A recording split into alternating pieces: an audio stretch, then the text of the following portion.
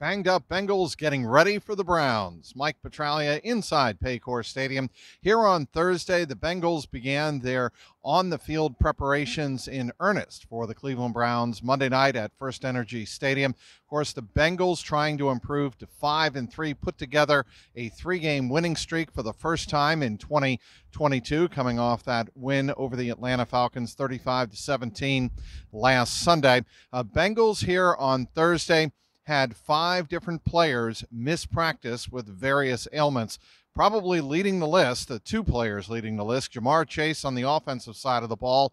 He had a hip issue come up last week. It affected him again during the game on Sunday against the Falcons. He missed some time going into the locker room early. He did not practice and was not seen on the rehab field here on Thursday. Also, Trey Hendrickson, he left the game with a neck injury in the second half. He was on the rehab field, but he did not practice either for the Bengals here on Thursday. La'el Collins, he injured his ankle and retweaked that ankle that had been bugging him since training camp. He injured his ankle on Sunday against the Falcons.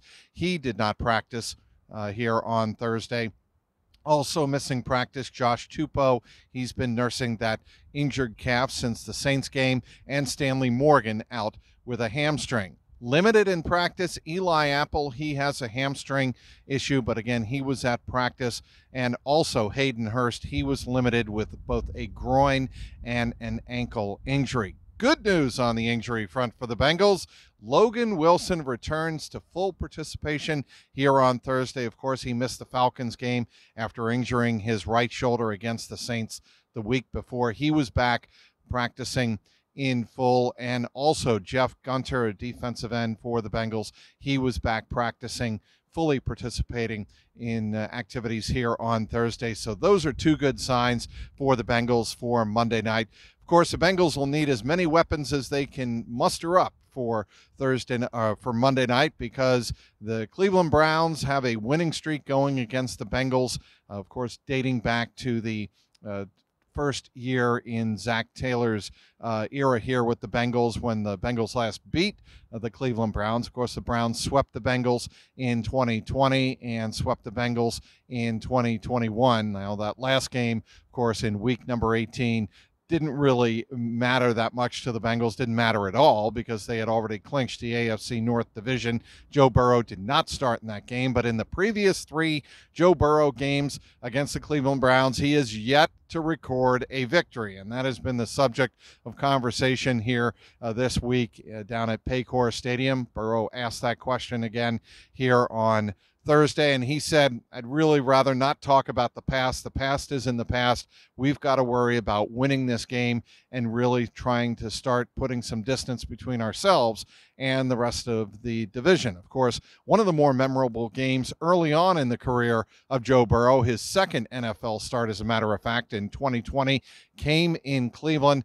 That shootout with Baker Mayfield and the Cleveland Browns, 35-30. The Bengals dropped that game to the Browns. Of course, Joe Burrow engineered a comeback twice in the fourth quarter against the Cleveland Browns, only to have Baker Mayfield, of course, find Donovan Peoples-Jones with 11 seconds to go in that midseason comeback win for the Browns, 37-34. So Burrow was also reminded of his pick 6 against Denzel Ward and the Browns here last year in that blowout Cleveland victory.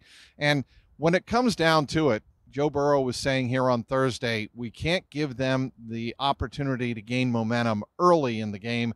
We can't make the mistakes we did. We can't turn the ball over the way we did. Of course, Jamar Chase had a fumble inside the red zone that gave the Browns the ball back. So those 2 things really have to be cleaned up, taking care of the football and taking early advantage, or taking early command of the game against the Browns. A Browns team that is frankly an underdog coming into this contest with Jacoby Brissett.